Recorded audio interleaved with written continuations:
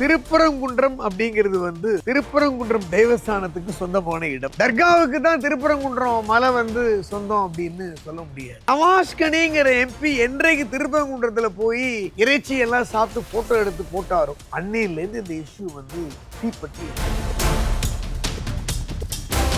பிரச்சனையை உருவாக்குறதே வந்து தமிழக அரசு, ஆளும் திராவிட மாடல் அரசு தான். அவன் முஸ்லீம் யாரும் எதுவும் பேசுறது இல்லை, அவன் ஹிந்துஸ் யாரும் பேசுறது இல்லை. ஒரு சார்பை திருப்திப்படுத்துவதற்காக இந்த வேலையை டிஎம்கே அரசு பண்ணியிருக்கு. கந்தூரிக்கு நாங்க அலோவ் பண்ணுவோம், கார்த்திகை தீபத்தை அலோவ் பண்ணுவோம். இஸ்லாமியரை திருப்திப்படுத்தணும். ஏன் அப்படின்னா அதையும் ஓப்பனா சொல்றேன் நானு.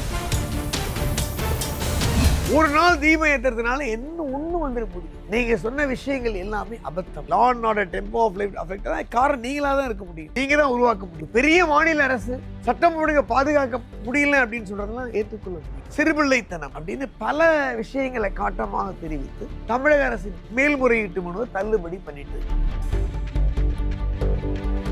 ஜஸ்டிஸ் ஜி ஜெயச்சந்திரன் அவர்களும் honourable Mister Justice K Ramakrishnan அவர்களும் கிளீனா சொல்றாங்க, அரசியல் காரணங்களுக்காக இந்த மாதிரி வேலையை நீங்க பண்ணக்கூடாது. கண்டெம்ட் எடுத்ததுதான். அதுல தலைமைச் செயலாளரும் சரி, ஏடிஜிபி டேவிட்சன் ஆசீர்வாதமும் சரி, முருகானந்தம் தலைமைச் செயலாளரும் சரி, மதுரை கமிஷனர் லோகநாதன், நினிகோ திவ்யன், மதுரை மாவட்ட ஆட்சி எல்லாம் கண்டெம்ட் பேஸ் பண்ணி தான் நிச்சயமா உள்ள போவது உறுதி. சார் வணக்கம். சார் வணக்கம். வணக்கம். ரொம்ப நாட்களாகவே இந்த ஒரு இஷ்யூ வந்து போயிட்டே இருந்துச்சு. பெரிய பெரிய சண்டே வந்து உருவாக்குச்சு இந்த திருப்பரங்குன்றம் இஷ்யூ. ஆனால் இப்போ வந்து தீர்ப்பு வந்து வழங்கிட்டாங்க. ஆனால் அதற்கும் ஒரு சில விமர்சனங்கள் வருது, ஒரு சில எதிர்ப்புகள் வருது.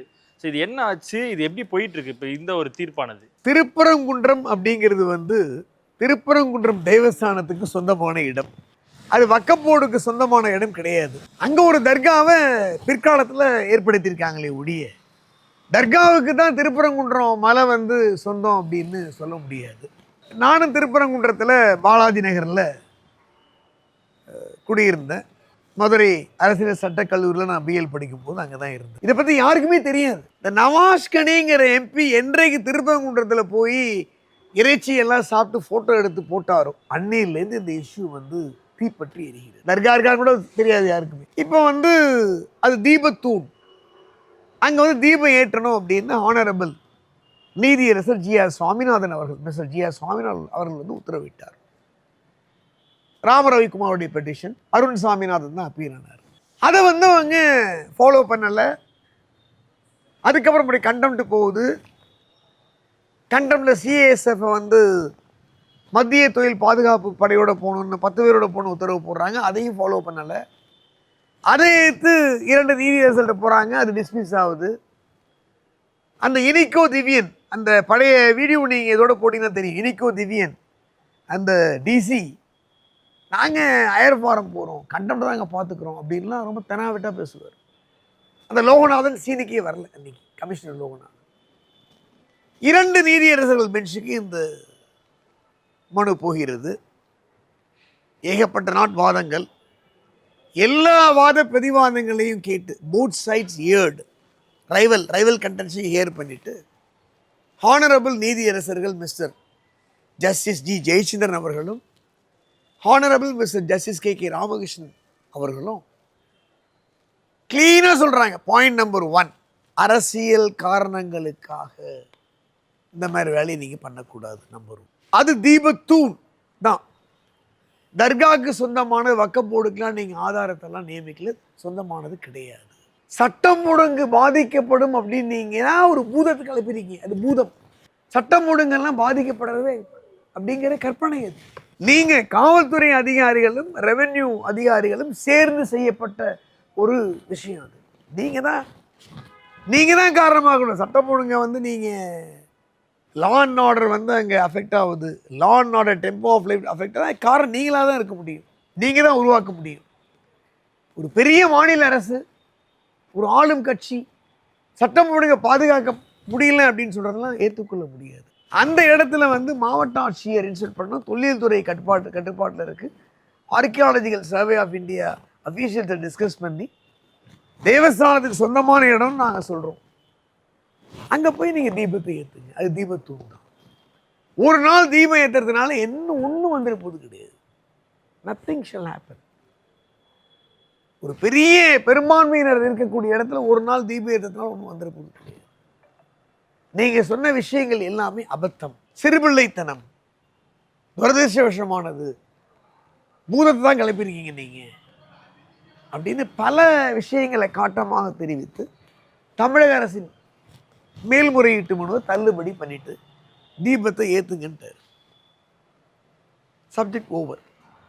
இப்போ என்ன சொல்கிறாங்க, நாங்கள் மேல்முறையீடு போவோம். ஒன்று வச்சுங்க, எங்கள் சுப்ரீம் கோர்ட்டில் எஸ்எல்பி அப்படின்னா மேல்முறையீடு எல்லாரும் நினச்சிட்டு இருக்காங்க. அது மேல்முறையீடே கிடையாது. அது போல தெரிஞ்சுங்க. இந்திய அரசியலமைப்பு சட்டம் 136 பிரகாரம் வந்து ஸ்பெஷல் லீவ் பெட்டிஷன் ஃபைல் பண்ணுறோம். இந்த உத்தரவில் எங்களுக்கு வந்து கிரீவன்ஸ் இருக்குது, எங்களுக்கு வந்து கிரீவன்ஸ் இருக்குது. அதனால் நாங்கள் மேல்முறையீடு பண்ணுவதற்கு சிறப்பு அனுமதி அளிங்க அப்படிங்கிறத எஸ்எல்பி. அது அட்மிஷன் செய்து இன் லிமியூவில் டிஸ்மிஸ் தானே முடிஞ்சு போச்சு. இது மேல்முறையீடு கிடையாது. மேல்முறையீடு செய்வதற்கு சிறப்பு அனுமதி அளிங்க அப்படிங்கிறது தான் எஸ்எல்பி. அதை நாங்களும் சொல்கிறது கிடையாது இருக்கும். இதுக்கு வந்து பார்த்திங்கன்னா ஏற்கனவே அவங்க போனதெல்லாம் டிஸ்மிஸ் ஆகிடுச்சு. கான்ஃபரன்ஸ் ஃபீஸ், அதாவது கன்சல்டேஷன், சீனியர் என்கேஜ்மெண்ட்டு அப்படின்னு ஒரு நேரே ஒரு 1 கோடி ரூபா வரைக்கும் செலவு பண்ணுவாங்க. வழக்கறிஞர்களுக்கு எங்களுக்கு செலவு பண்ணுவாங்க, சகோதர வழக்கறிஞர்களுக்கு. அவ்வளோதான். அங்கே மேல்முறையீடு டிஸ்மிஸ் தான் ஆகும். ஒன்று வச்சுக்கோங்க, இவங்க சுப்ரீம் கோர்ட்டு கொண்டு போவாங்கன்னு ஜட்ஜஸுக்கு தெரியாது, டிவிஷன் பெஞ்ச் ஜட்ஜஸ் தெரியும்ல. அப்போ அதுக்கு தகுந்த மாதிரி ரிசர்ச் பண்ணி தான் நம்ம ஜட்ஜ்மெண்ட்டே எழுதியிருப்பாங்க. அதனால் தமிழக அரசின் மேல்முறையீடு தள்ளுபடி தான் செய்யப்படும். இதில் என்ன விஷயம் அப்படின்னா, ஒரு மதத்தை, ஒரு சார்பை திருப்திப்படுத்துவதற்காக இந்த வேலையை டிஎம்கே அரசு பண்ணியிருக்கு. எல்லாருக்குமே தெரியுது, வெட்ட வெளிச்சமா. கந்தூரிக்கு அலோவ் பண்ணுறாங்க, அங்கே போய் அவன் குடியேற்றிட்டு வரான். அப்போ சட்டம் ஒழுங்கு பாதிக்கப்படாதா? என்கிட்ட திருப்பரங்குன்ற மக்களே அதுக்கு அப்போஸ் பண்ணுறாங்க. ஸோ நான் கந்தூரிக்கு நாங்கள் அலோவ் பண்ணுவோம், கார்த்திகை தீபம் ஏற்ற அலோவ் பண்ண மாட்டோம். திராவிட முன்னேற்ற கழகத்தில் மெம்பர்ஸில் 95% இந்துக்கள் தான் இருக்காங்க. அதை முதல்ல டிஎம்கே உணரணும். இதே ஆனரபிள் டாக்டர் கலைஞர் அவர் இருந்தார்னு விஷயங்க இருந்தாங்கன்னா இந்த விஷயங்களே நடந்திருக்காரு. அவருடைய அப்ரோச்சு டிஃப்ரெண்ட்டாக இருந்திருக்கு. ஆனால் உணர மாட்டேன்றாங்க. இஸ்லாமியரை திருப்திப்படுத்தணும். ஏன் அப்படின்னா அதையும் ஓப்பனாக சொல்கிறேன் நான். ஒரு பூத்துக்கு 1000 இந்துக்கள் ஓட்டு இருந்தது அப்படின்னா உங்களுக்கு தெரிஞ்சிருக்காது, 300 ஓட்டுக்கு மேலே போலாகாது. 700 இந்துக்கள் ஓட்டு போட போக மாட்டான், என்ன கட்சியை தான் பண்ணுவான். ஒரு பூத்தில் 1000 கிறிஸ்டியன் ஓட்டு இருக்குன்னு வச்சுங்க, 800-850 கிறிஸ்டியன் ஓட்டு போலாகும். அதில் 600 ஓட்டு டிஎம்கேக்கு தான் போகும். ஒரு பூத்தில் 1000 முஸ்லீம் ஓட்டுகள் இருக்குன்னா 1000 முஸ்லீம் ஓட்டும் போலாகும், 1000 ஓட்டு டிஎம்கேக்கு தான் போகும். இதுதான் கால்குலேஷன். உங்களுக்கு இஸ்லாமிய சமுதாயத்தை திருப்திப்படுத்த வேண்டும், என்டையர் ஓட்டு அப்படியே அல்லணும், ஆட்டோமேட்டிக்காக வரதான் போகுது அவங்களுக்கு. அவன் வேறு யாருக்கும் ஓட்டு போட மாட்டான். அப்போ பெரும்பான்மை சமூகத்தினர், நான் தான் சொன்னேன் 95% டிஎம்கே மெம்பர்ஸ் இந்துஸ் தான். இது அவசியமே இல்லாதது. இது இவ்வளோ தூரம் போய் இதுக்கு மேலே இம்பீச்மெண்ட்டுக்கு வர போகிறோம். இம்பீச்மெண்ட் அப்படிங்கிற வேர்டே கான்ஸ்டியூஷனில் கிடையாது, ரிமூவல் ப்ராசஸ் தான் இருக்குது. 150 எம்பிஸ் இருந்தால் தான் நீங்கள் மோஷனை மூவ் பண்ண முடியும். 120 தான் கொடுத்துருக்காங்க, அது ஃபெயிலியர். அவர் ஆனரபிள் ஜஸ்டிஸ் ஜி.ஆர். சுவாமிநாதன் அவர்கள் 2030 சுப்ரீம் கோர்ட் ஜட்ஜாக போகக்கூடிய வாய்ப்பு அவருக்கு இருக்குது. எத்தனை விஷயங்கள் பார்த்தீங்கன்னா, இப்போ நேத்திக்கு அவருக்கு எதிராக இந்த புத்தக விழாவில் அவர் படத்தை போட்டு ஒரு பதிப்பாசிரியர் புத்தகத்தை வெளியிடுறானா. நேற்று ஆனரபிள் தலைமை நீதியரசர் அண்ட் ஜஸ்டிஸ் அருள்முருகன் லார்ட்ஷிப் பெஞ்சில் மேட்டர் வந்து தன்னிச்சையாக கண்டெம்ட் எடுத்திருக்காங்க ஆனரபிள் மெட்ராஸ் ஹைகோர்ட். ஏன் அந்த பதிப்பகம் வந்து அந்த புக்கை ரிலீஸ் பண்ணிருந்து நம்மளே பார்க்குறோம் அட்வர்டைஸ்மெண்ட்டு, அது சிஎம்க்கு தெரியாது, சிஎம் தான் அவர் திறந்து வைக்க போகிறார், அவருக்கு தெரியாதா? அந்த பதிப்பத்தோட பேக்ரவுண்டை விசாரிக்கணும். இப்போ புத்தகத்தெல்லாம் பறிமுதல் பண்ணுங்கன்னு உத்தரவு போட்டிருக்காங்க. அதனால்